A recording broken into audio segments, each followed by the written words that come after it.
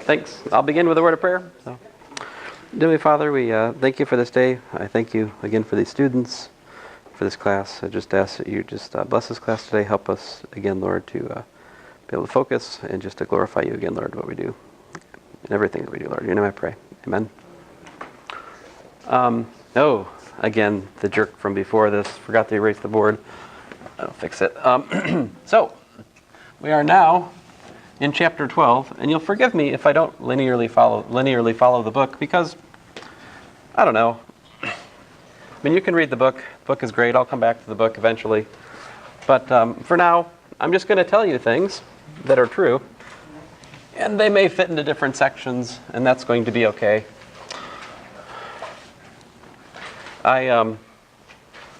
Given what I just saw on the test, I think I probably have to reinstitute the attendance policy, unfortunately. Unless your grade is above 100. If it's above 100, you're free to not come. If it's below 100, or if you didn't take the test, then I insist that you come to class every day, at least until the next test. Otherwise, I would be doing you a disservice. The missing class is a very bad idea in this stretch of the course. It's important that you study this material daily because it's not always intuitive. All right? So, series.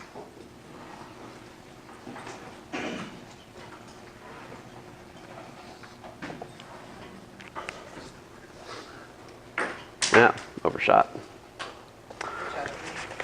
Chapter 12. So the idea of a series basically is how to calculate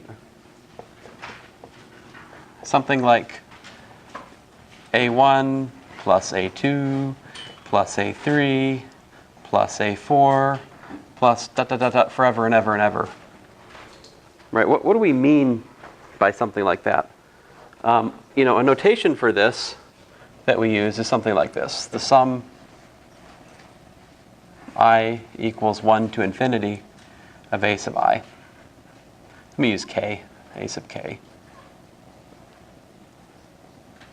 Right.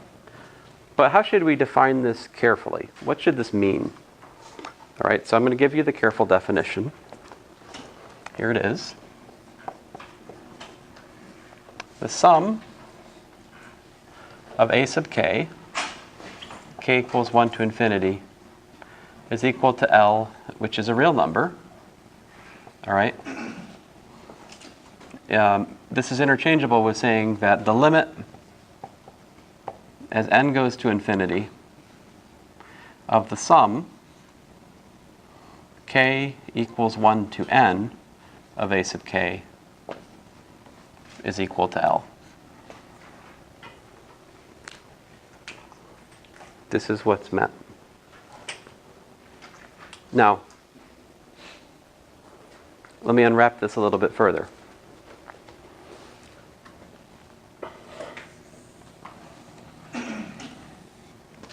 So, if this is the case,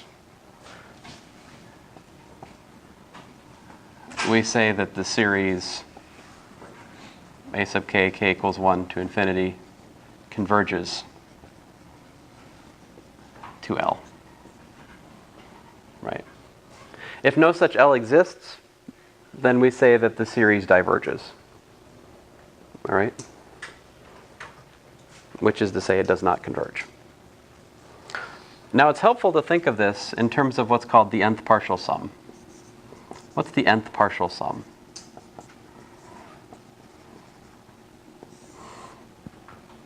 So usually I use some notation like this, S sub n. It would be the sum k equals 1 to n of a sub k. All right. This is the so-called nth partial sum. Explicitly, this is a1 plus a2 plus ... plus a sub n. Right? So another way you could say this definition, right, in terms of the notation I just introduced, we could trade we could say that the sum k equals 1 to infinity of a sub k converges if and only if, well, let me just say, is interchangeable with the nth partial sum converges. Where again, I've defined S sub n to be just the sum of the first n things, like that. But that's just what I wrote here, right? What do we mean by the limit of the sequence of partial sums? That was chapter 11. We defined the limit of a sequence in terms of epsilons and n's. I guess you're thankful I didn't test you on the epsilon n thing on the test. No? Yes? I could bring it back to the next test if you feel like I deprived you of testing on that. I think we're good. You're good? Okay. In fairness to you guys, I do think that the epsilon n stuff really belongs in the real analysis course. That's my personal opinion. But anyway, other professors can disagree. It's academic freedom. They're allowed. I'm sure I make some other things harder than they do. So it all washes out. So this converges if and only if that converges. So to decide whether or not a series converges, we have to be able to figure out, does the sequence of partial sums converge? All right? There's some easy things we can prove before we even do an example. Well, maybe I should do an example, though. I'll start with an example. This is one of the few ones that I can actually calculate. So suppose we're looking at the sum. Let's say k equals 0 to infinity. Now, we don't have to start at 1. We could start at 0. All right? And let's say a times r to the power k. All right, so let me write out what that looks like. Let me write out the first three terms in the series. The first three terms in this series, that's ar to the 0, which is just a, plus ar, plus ar squared, plus dot, dot, dot, dot, dot. All right. Here I'm assuming that a is a constant and that r is a constant, all right?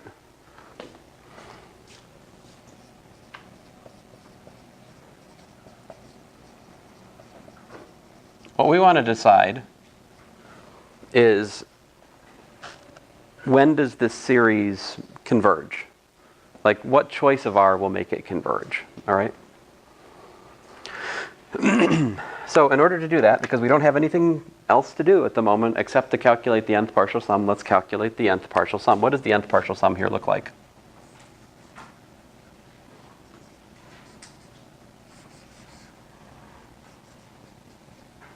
I mean, I don't want to be too fussy here. I guess the nth partial sum, if I'm saying the nth partial sum, let's adopt the convention that the nth partial sum is the sum up to n. Technically, that's the n plus, there's n plus 1 things in here if you're counting, but let me just say that this is to n, just to be lazy. You could go n minus 1 here if you're consistent, whatever. So anyway, you got to make a choice. I choose that one. All right, so what is that? This is a plus ar squared plus dot dot dot plus ar to the k. I'm sorry, not ar to the k. What's the last one? To the n, right?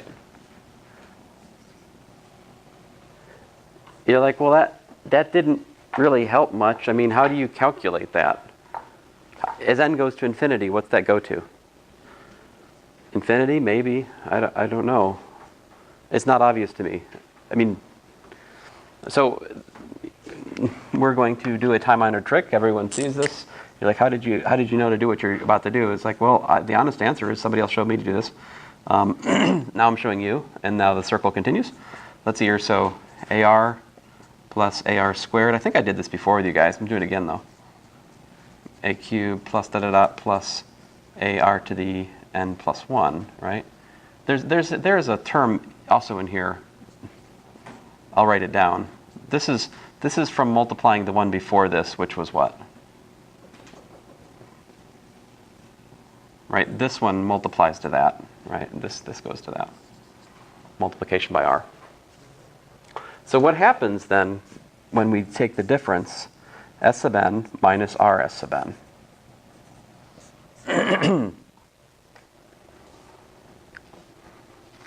We get some mad cancellations, right? Tons of cancellations.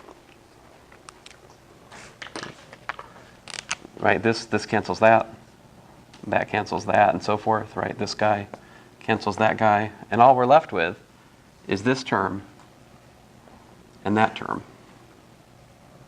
right? So this is equal to a minus a r to the n plus 1.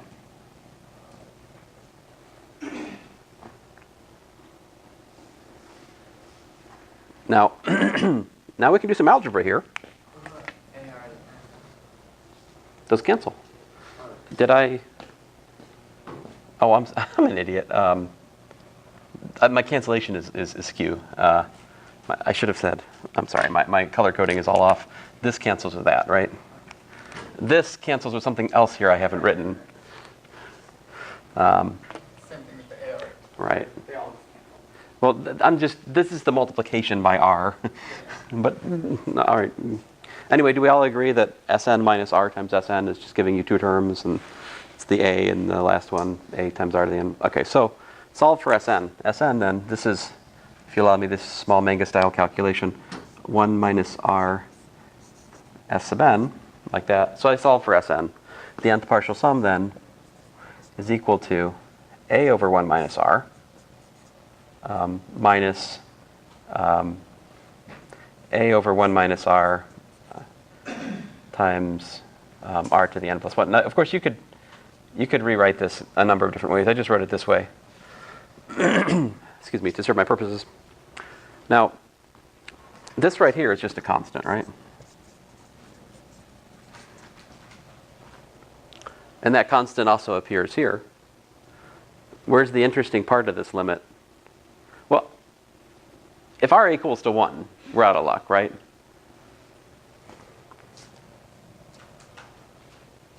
By the way, if r equals to 1, some special cases, right? If we have r equals to 1, what happens? We've actually got the sum of a, right? So Sn is what then? We can actually calculate this explicitly. A plus A plus A plus A, there are n plus 1 of these. So you can write a formula for that, right? The nth partial sum in this case is what? A times n plus 1, right?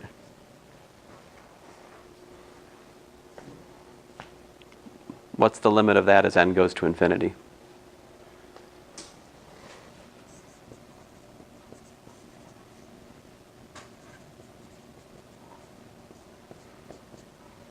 I mean, it's infinity, all right? Assuming a is positive. If a is negative, I guess it's minus infinity. But the point is, it does not converge, all right? So therefore, the series a r to the k equals to 0, infinity diverges in r equals to 1 case. And I think you can also see, of course, this algebra, the reason I'm pulling that off and doing it separately is because this algebra would not be legitimate when r is equal to 1, right? This algebra assumes what? R not equal to 1, right? If r is not equal to 1, though, this is the nth partial sum. And what happens as n goes to infinity? Two things, right? If the absolute value of r is greater than 1, this goes to infinity. As n goes to infinity, right? Because what happens to this term, r to the n plus 1, blows up as n goes to infinity if the absolute value of that term is larger than 1, right? Like if r is equal to 2, 2 to the n goes to infinity as n goes to infinity. Or minus 2 goes to awful things. Anyway, so it diverges as n goes to infinity, right? On the other hand, if we have the absolute value of r is less than 1, then you can calculate that the sum k equals 0 to infinity of a r to the k is equal to the limit as n goes to infinity of the nth partial sum, which is, by the way, a over 1 minus r.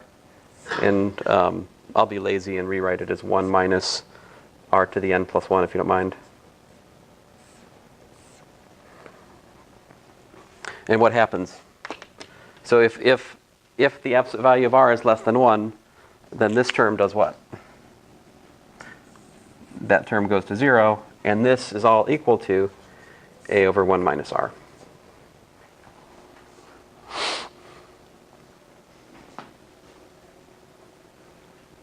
We can be numerical if you'd like. For example, if I look at 1 plus a half, plus a fourth, plus an eighth, plus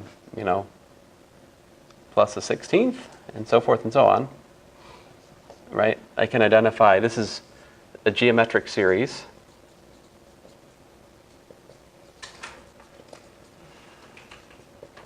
With a equals to 1, and r is equal to what? By the way, this is a geometric series. That's the name for this example. If a series has this form, it's said to be a geometric series with ratio r. What's the ratio here? 1/2, right? And so by this calculation we just did, right? What does it converge to? 1 over 1 minus r, right?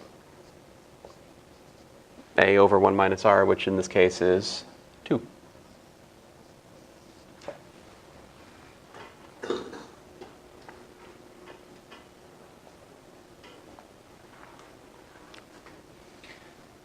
I know. I think that's kind of neat, right? We adding together infinitely many fractions, and it just works out to 2. Who'd have thunk it? Geometric series are so important. This is why I'm leading with this example. It's the most important series, arguably. It's everywhere, especially if you're a math major and you go deeper into things. You'll see the geometric series lies at the heart of most of the major theorems that we like in analysis. Many of them, anyway. Here's a slightly more sophisticated example, but I think it's interesting. If we looked at, this is kind of a reverse example, but suppose you had 1 over, let's say we had x over 1 minus x. What would that be? You could go backwards, right? You could say, aha, this is like a over 1 minus r, right? With what, a equals to x, and r equals to x. Yeah, sorry, it's kind of the contrast of white on white. And then by the, now what do I have, in order to make this jump, what do I need?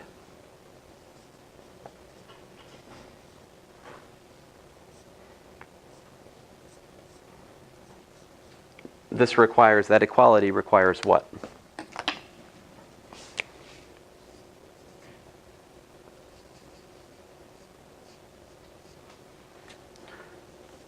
So that's the absolute value of x is equal to the absolute value of r, right? We need that to be less than 1. So this step is only going to be legitimate if we're within 1 unit of 0. If we get the 1, it's out of bounds, right? Because that brings us back into this stuff. We can't do 1 in the geometric series. Es no bueno. And so then this is exactly what? This is the sum k equals 0 to infinity, x to the k plus 1. And if you want, we can write this out. This is x plus x squared plus x cubed plus, and so forth and so on, forever and ever. And so what I'm showing you is actually our goal is eventually to understand these things more completely. So what this is, right, this is a series. It's actually what's called the Maclaurin series. this is a Maclaurin series for f of x equals to x over 1 minus x on minus 1 to 1. So this sort of unending polynomial reproduces the function, the rational function, x over 1 minus x, as long as you're close to 0 like that. So our ultimate goal, guys, is to understand how we can find like Maclaurin series for other things, like sine, cosine, exponentials, things like that. Because what we're going to learn is that once you have the Maclaurin series, you can do term-by-term calculus on it. So if you want to integrate a series, you just integrate each term, term by term, and so forth. Does the Maclaurin series work for sine, cosine because it's on negative 1 to 1? This is not, no, that's just a quirk of this example. The reason that's there is because this has got a vertical asymptote at 1, and so you can't get past it when you're modeling it with a series. But anyway, I'm getting a little bit ahead of the story, but I think it's important to think about where we're going a little bit,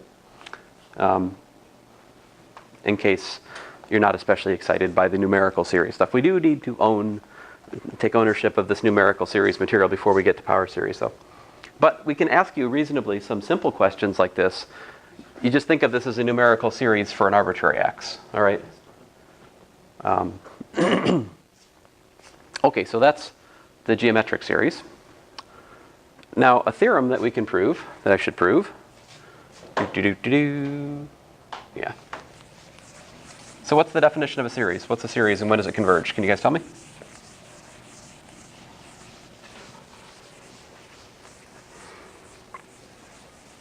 I would say this, a series is formally an unending sum, right? It converges if and only if the sequence of partial sums converges, right? A formula which says all of that at once is this series exists as a real number only if this limit exists. This limit is what has to be satisfied in order for that series to actually exist. It's just that. Now, I've given you a false sense of confidence with my first example because I just calculated the nth partial sum directly. The thing that's annoying is we usually can't do that. Yeah. You say a series is an unending sum that converges only if the limit of the sequence, the partial sum. This series is defined to converge only if this sequence of partial sums converges. So we're using sequential convergence to define the series convergence. That's why we talked about sequences first. But what you know about sequential convergence won't help you too much, to be honest, for examples here. We kind of have to build our own machine to take care of the examples which confront us. One of the first things we can do is this little theorem. If the sum of a sub k is equal to big A, all right? K equals 0 to infinity. And I guess I can do it from 1. I mean, wherever you want to start it. And the sum k equals 1 to infinity of b sub k is equal to big B, all right? Where a and b are real numbers. Just to emphasize, these are two convergent series, all right? We're given two convergent series. And if c is a real number, then here's the punchline. The series formed, k equals 1 to infinity, of c times a sub k plus b sub k, all right? So what I've just written is a new series. Let me emphasize this here. This is a new series.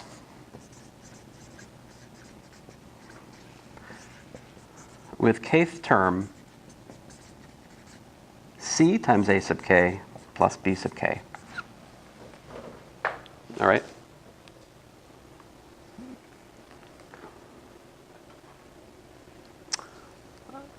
Then here's, I mean, this is totally unsurprising, but here's it is. this is C times the sum, k equals 1 to infinity of a sub k plus k equals 1 to infinity b sub k. In other words, if the series exists, then you have this sort of linearity property, just like limits of sequences. Of course, in terms of my big A and big B, this would be what? This would be C times A plus B. That's just useful for the purposes of our proof. So how do you prove it?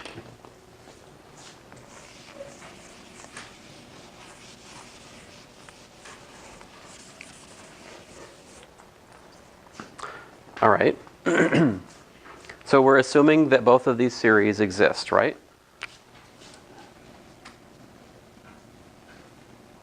So let's say S sub n is equal to the sum k equals 1 to n of a sub k, right? So this goes to a as n goes to infinity. And we can also define a t sub n, which is equal to a sum k equals 1 to n of b sub k. And that will go to b as n goes to infinity. These exist. Why? We assume, that the sum k equals 1 to infinity of a sub k is equal to a, and the sum k equals 1 to infinity of b sub k is equal to b. We're assuming these series converges. That means that their sequence of partial sums exists and converges respectively to real numbers a and b. Okay. Notice, if we look at the sum k equals to 1 to n, all right, of c a sub k plus b sub k, how does that work?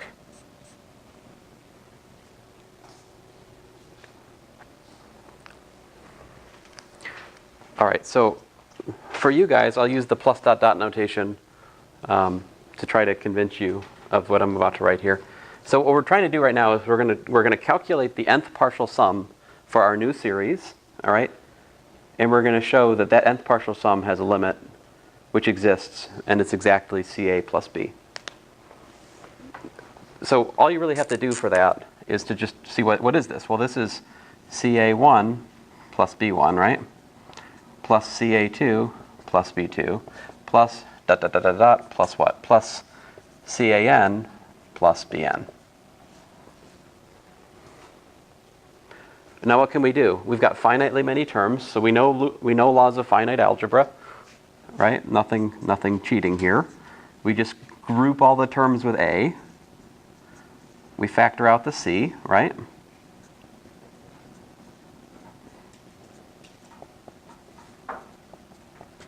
And we're left with C times the sum of A's plus the sum of B's, right? Did you guys see that algebra? Does it make sense to you? In other words, what I've shown, right, up to a certain level of rigor at least, is that that's C times the sum, k equals 1 to n, of a sub k, plus the sum, k equals 1 to n, of b sub k.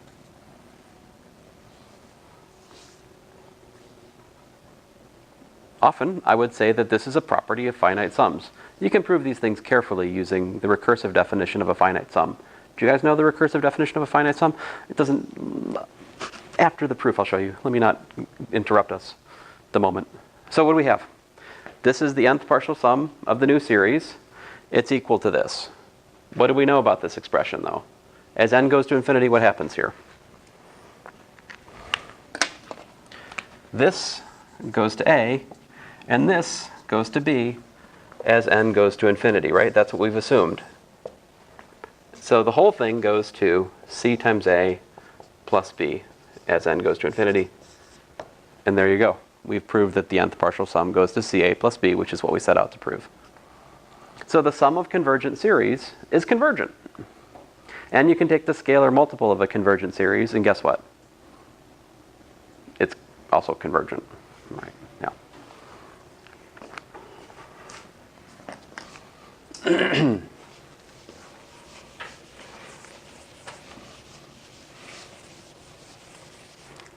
me show you an example which uses this theorem in a meaningful way. But first, just a comment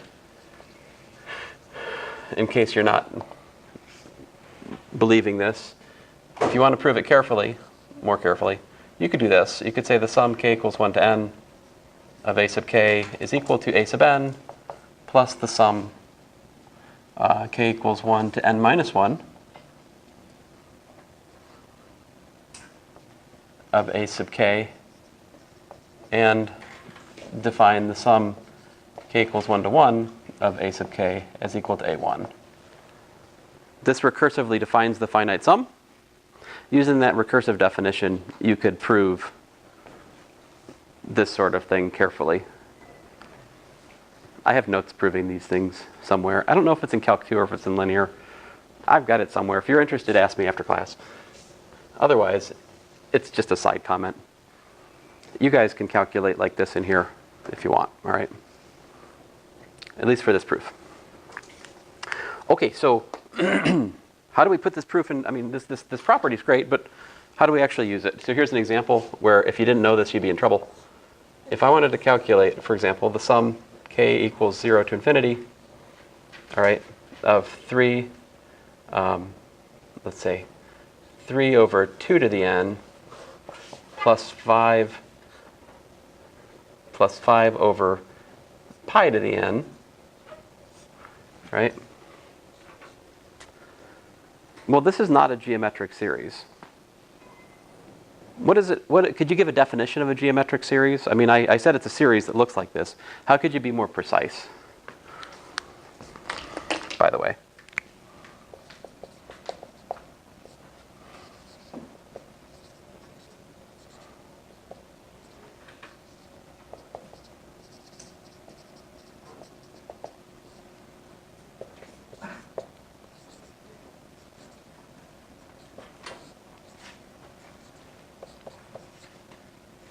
Why is it geometric?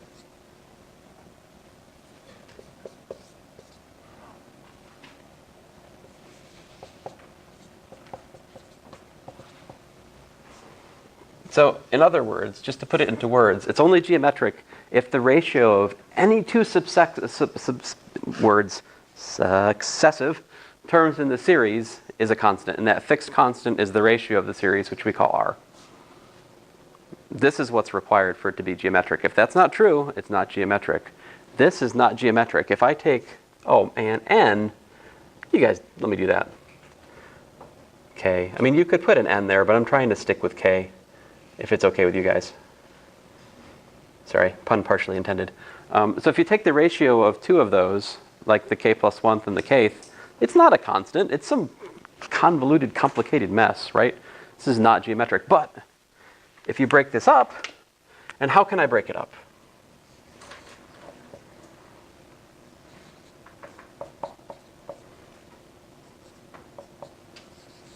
I break it up like this.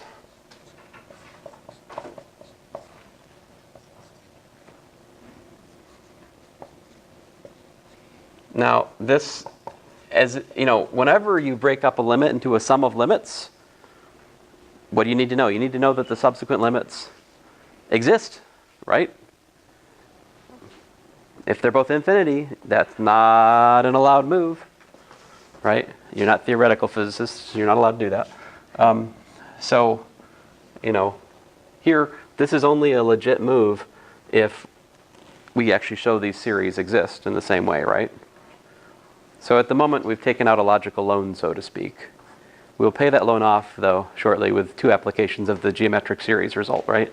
Like this is just a equals to 3, r equals to what? 1/2, right? So this converges to 3 over 1 minus 1/2. And this guy is geometric with a equals to 5 and r equals to 1 over pi. I don't know. I'm pretty sure 1 over pi and 1 over 2 are both less than 1, right? So they're allowed radii. And there you go. So whatever that is. I mean, I guess I can do the math. 6 plus, I guess I would write that as 5 pi over pi minus 1 left to my devices. So there you go. So yeah, I mean, this doesn't seem like a very exciting theorem, but it actually opens a whole new vista of examples to you. Right? There's all kinds of examples you can do with this theorem that you couldn't before. All right. So there's the geometric series. It's so important. There's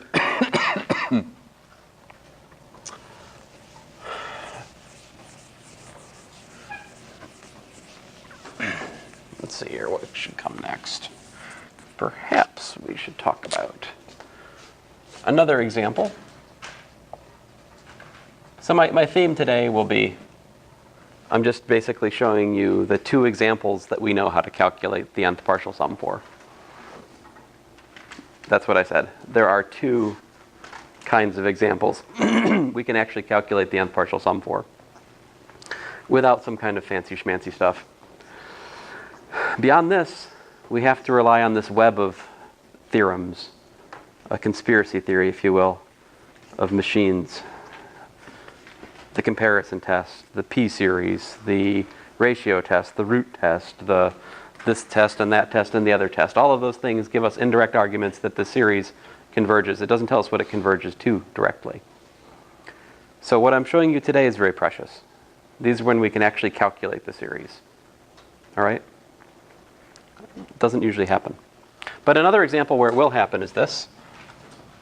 If we look at the sum k equals 1 to infinity of something like 1 over, let's see here, let me try to make it interesting. 1 over, let's say, k squared. Oh, I better not try to be interesting. 1 over k minus 1 over, say, k minus 3 or something like this. Does this converge or diverge? Let's actually work out the first few terms. I'll show you what's going on. So this is like what? This is like 1, right? Oh. Yeah, so this is an example of Dr. Cook was teaching too many classes, and he didn't have enough time to fact check his test. And, you know, so like this, if you see this on a test, you should be happy because if you say nothing, then I can't grade it. But on the other hand, you should say something because that's just the decent human thing to do. So if I do this, I would like to hear about it. But I know in my heart that some of you won't tell me because you know that I would just skip the grading. What's wrong with this? This isn't divergent or convergent. This just isn't even well defined. When we hit 3, we get 3 minus 3, which is 0. It's not cool. So there, now it's a fun example. All right, it's an interesting example now. This is what I meant. Okay. So what are the first couple terms? We get 1. K equals 1 gives me 1 minus 1/4, right? This is k equals 1. And then what's k equals 2? K equals 2. 1/2 minus 1/5, right? K equals 2. What's the next thing? K equals 3. 1/3 minus 1/6, right? And so forth. Can you see what's going to happen? Maybe not yet. I mean, I still haven't gone far enough. Sorry. K equals 4. 1/4 minus 1/7, right? You start to see what's going to happen, right? This guy is going to cancel against that guy, right? And while I haven't written it yet, you can see that there's something that's going to cancel this, and there's something that's going to cancel that, and there's something that's going to cancel this, and so forth and so on. The only thing that's going to survive, yeah, it's just going to be this guy, and that guy. But let's prove this carefully. So what we do is we calculate the nth partial sum. Nth partial sum here is what? It's the sum, k equals 1 to n, of 1 over k minus 1 over k plus 3. All right, so what's that equal to? That's equal to 1 minus 1/4 plus 1/2 minus 1/5 plus 1/3 minus 1/6 plus dot dot dot dot dot plus, and I'll write the last three terms. I think will do it. Let's see here, n minus 1 and n minus 2. So 1 over n minus 2 minus 1 over n plus 1 plus, let's see here. So this is k equals to what? K equals to n minus 2. This one I just wrote. And then k equals n minus 1, 1 over n minus 1, minus 1 over n plus 2. Here's k equals to n minus 1.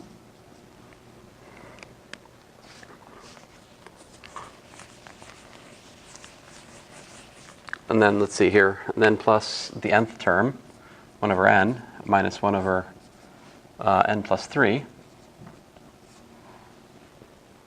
All right? But we argue that there's cancellations that happen here, right? So this cancels, this cancels, this cancels. And let's see here. So how to say this? If I'd written a little bit, can you see? Oh, these cancel, don't they? No, wait a minute. Oh, man. If I wrote another one, maybe. Let me write one more in here. You can start to see what I was in. 1 over n minus 3 minus what? 1 over n? It goes 1 over n, not 1 over n minus. Right, so like this one will cancel with that one. I'm saying this goes in here, right? Yeah. So you see that this cancels with that, and this one cancels with another one I didn't wrote, and so forth and so on. All that's left, right? All that's left are this guy, this guy, this guy, this guy, this guy, and this guy. There's 6 things that are left.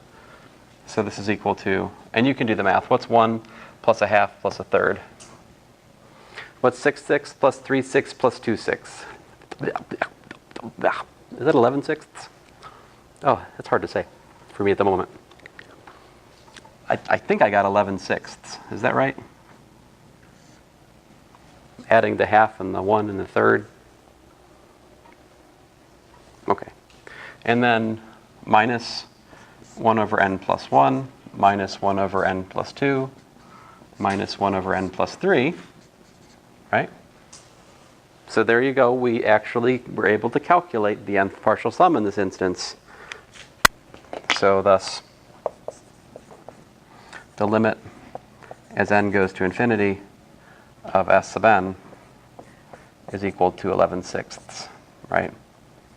As these go to 0.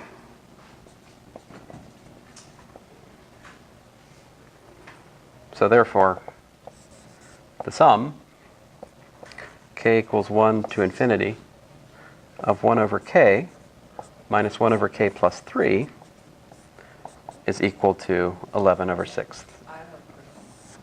If you did the next one, you have 1 over n plus 1. Wouldn't that cancel with the 1 over n plus 1 that you have written down?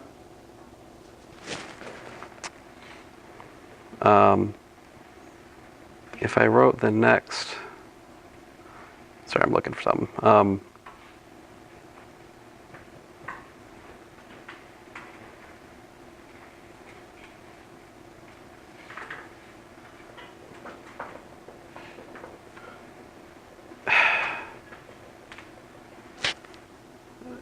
Say again? If you wrote the next term in the series, you'd have 1 over n plus 1, and wouldn't that cancel with the negative 1 over n plus 1? But why would I write the next term? I'm calculating the nth partial sum. So I'm not, this is not the series. Oh, okay. This is the nth partial sum. Right, that's how we calculate the series. We just go to n, find out what the form is for n, take the limit as n goes to infinity, and that will tell us what the series is. Again, I'm not being completely honest with you as it happens in examples, because as we're going to find out, when we look at other series, we can't actually calculate the nth partial sum as an explicit formula. So we're going to be forced to indirect methods before long. But yes, for this one, just to n. So I'm trying to get a copy of the, I'm trying to get I scanned the solution to the test, and I can't find which email it was. Stupid internet in here is always kind of wacky. Give me a second.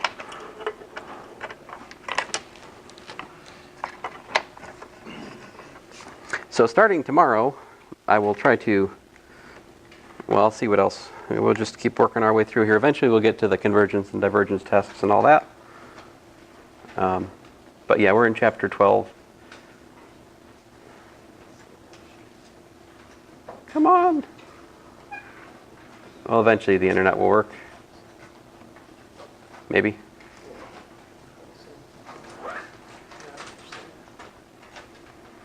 Maybe I already saved them. Let me check.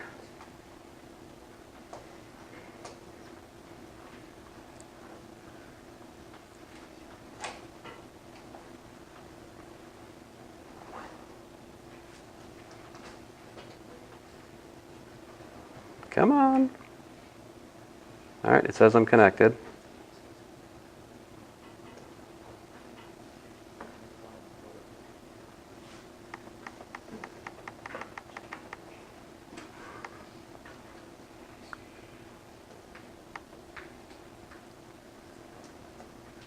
Yay! All right, here we go.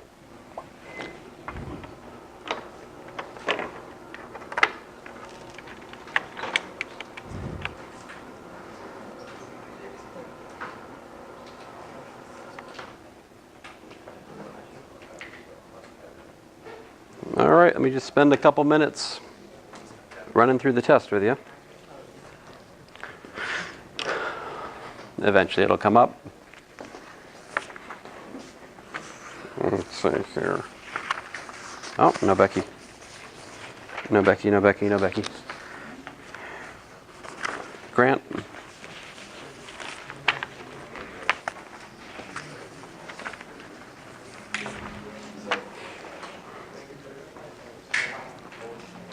So the first problem, a fair number of you got, I think.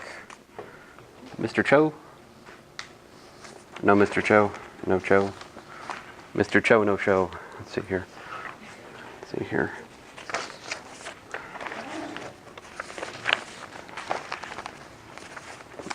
So a lot of you got the first problem. That was fine, I think, for the most part.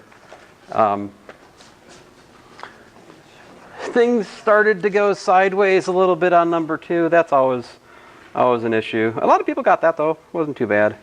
A lot of people got number 3. I hope so. That was supposed to be a gift. Some of you took it, some of you didn't. Problem 4. So you've decided that partial fractions isn't something you need to know anymore. It's weird, because it's part of the course. You should know partial fractions. It's not like, oh, test 1 is done, so now we can forget partial fractions forevermore. No, it's always with you. You're stuck with it. It's everywhere. It's in any course. It's at any point past this point. You must know it always and forever. Not knowing it will hurt you, as it did here. Paul? Sorry, my rant is over. Oh, I think I saw you.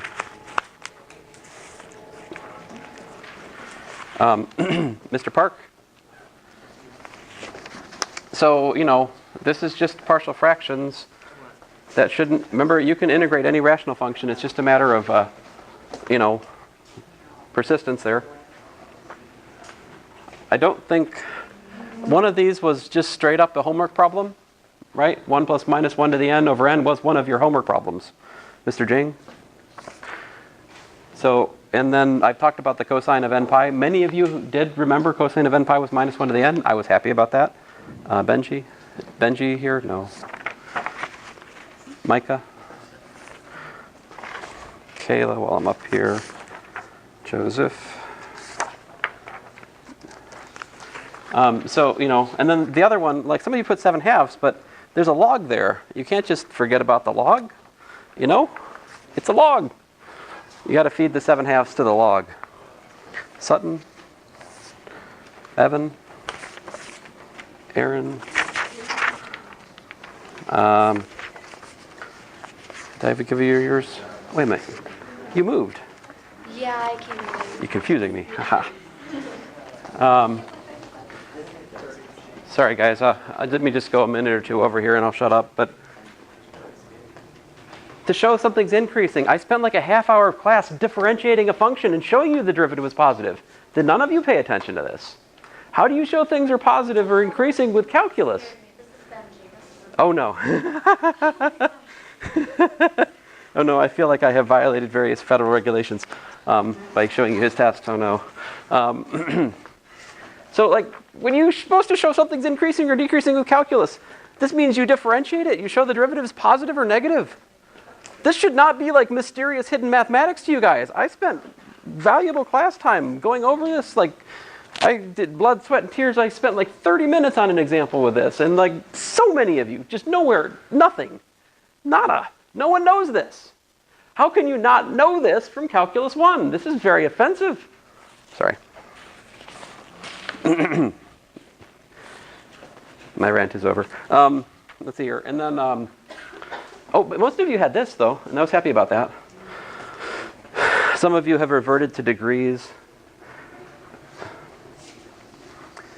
This was a homework problem as well, right? I got this from the homework. This was a homework problem. Many of you got that. Many of you got that. I was happy. Seth. Sorry. Matthew. Mark. Who doesn't have their test? Who here doesn't have their test? Name? Okay. I'm almost done here. I'll post this in Blackboard, of course. Just a comment. Many of you got number 8. I was pretty happy with that for the most part. You guys realize it's the squeeze theorem. Problem 9 could use some work for some of you, but a lot of you got it. Problem 10, I think many of you got. Problem 11, I know it's new, but the things right before the test, you should study until you understand them. You know, there's limits here. You have to write limits. That's how we did that. And likewise here, there's limits. A lot of you butchered the integration here. You've forgotten how to integrate dx over x squared plus a squared. That is one of the many problems we learned how to calculate in the last test. And a lot of you got this one. This last one is a fair number of you got it. So anyway, that's your test. And I do hope you guys do better. You guys got to ask questions in here when you don't understand things. Some of you don't understand anything that's going on, but you're not asking questions. You need to ask questions.